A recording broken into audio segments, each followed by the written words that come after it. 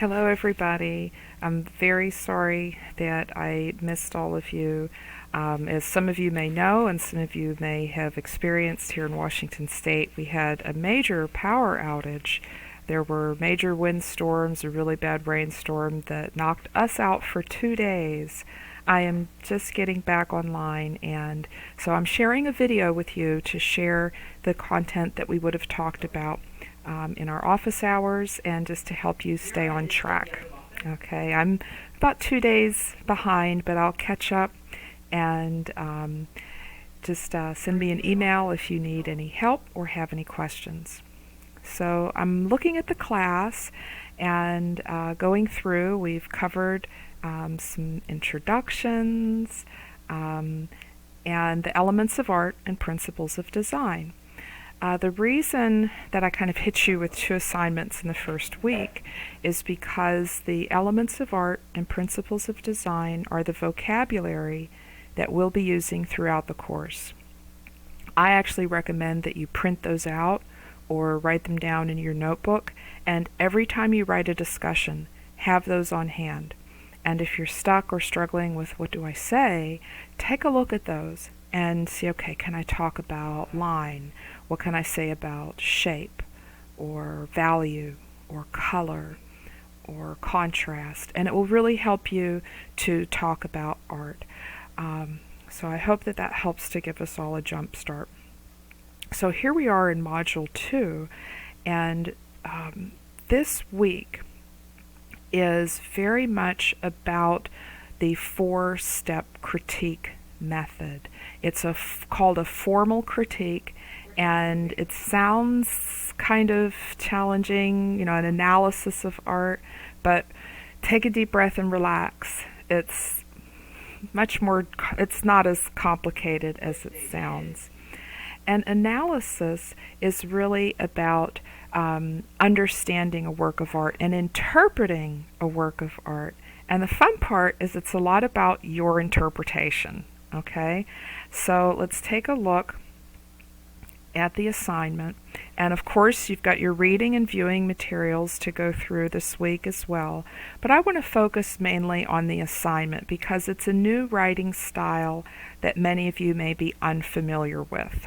Okay, so you don't want to jump ahead to this, to do the assignment. I think it is good to look ahead and kind of read the assignment before kind of diving in. But you definitely want to read the content from Module 1 and 2, before starting this discussion. And you're going to pick a work of art from Module 1 and 2. And it doesn't have to be those exact works of art that I talked about. You could research further.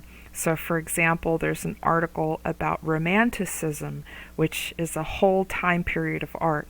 So you could look up another artist from the Romantic era and talk about a piece of their work. Or you could dig deeper and maybe there's an artist where I only show one piece of their art. You could dive deeper and find some more of their art to talk about. So the whole purpose is to kind of learn this process, how to do a formal critique, how to analyze a work of art, which is really just another way of saying interpret. Okay, what does it mean? That's called visual literacy, being able to read a work of art, being able to read and understand what we see. So there's an article here to help you with this process, and I'm going to review this because there's just 4 steps. And just to kind of summarize the process, the first step is to describe what you see. And sometimes I say describe this as if you don't have access to the work of art. So you're telling somebody who's never seen this before. What is it? Is it a painting? Is it a sculpture? Is it a photograph? Is it large? Is it small? Is it colorful? Just start with describing the work of art. And the 4-step process is also designed to help you spend a little more time looking deeper, looking more carefully. And usually after you really kind of spend some time describing, you may already have some things to analyze. And a good way to think about analysis is to look at the elements of art and principles of design. Like we see here in the example where they're talking about color. How does the artist use color? And a good way to think of analysis is to think about how something works. So how does the color work? Or what does the color do? Or what do the lines do? Are they creating a feeling? Are they making a story? Are they creating a narrative? And I'll kind of walk through this on a work of art so that you can see it kind of in action. And that should lead you to an interpretation. And that's, what do you think this all means? Okay, this is now, okay, what does this mean? What does the artist mean? Or what do you think it meant? And if you get stuck here, you can look up some critiques and find out, what do art critics or art historians say? What do they think it means? And lastly, you pass your judgment. What is the work of art worth? Is it worth our time? Is it worthwhile? Or not?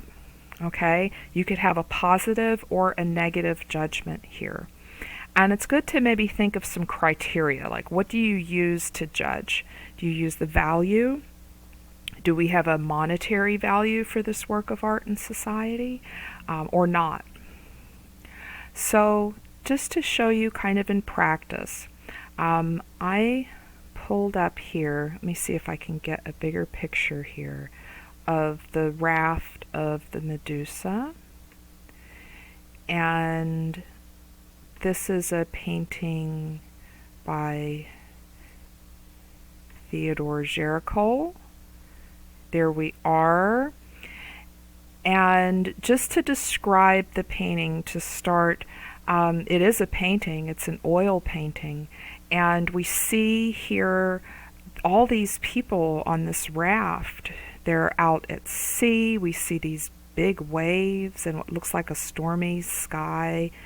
The color is very almost dark, like there's a storm coming on the horizon. We see dark clouds up above.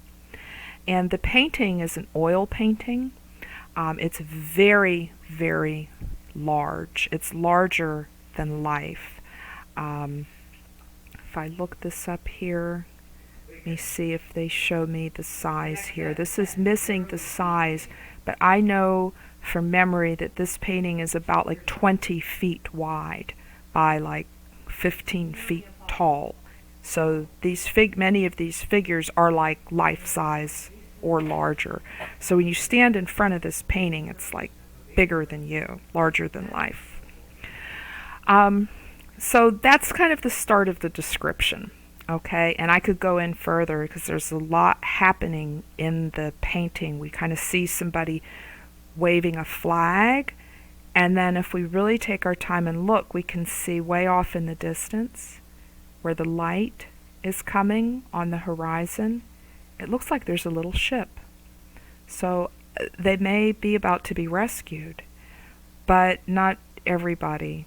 Down here in the front we see some people have already died. So the next step is to analyze. What does all of this mean? Why is the color so subdued? Well, people have died. They're all cramped onto this raft. This is not a pleasure cruise here. This is like the ship for survival.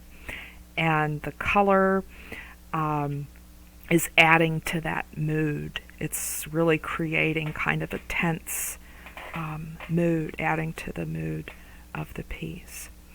And when you analyze, you can also kind of think about, what the artist's intention was here. And there's definitely a narrative here. There's a story.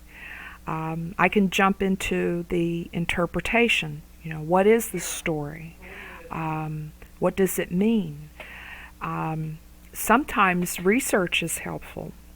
And if we research Theodore Géricault and this particular painting, we find out that it's actually a painting from a real event.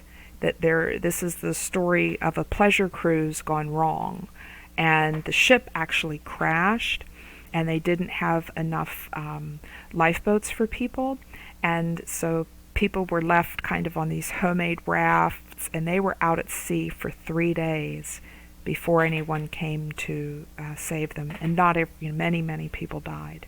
So Géricault here is painting an actual scene. But I think he maybe is using this scene as a metaphor, so there's maybe a deeper meaning. Maybe this is our society kind of in a nutshell. So that's kind of an example interpretation. And then lastly, the judgment is I would, decide, is this worthwhile? Is this not?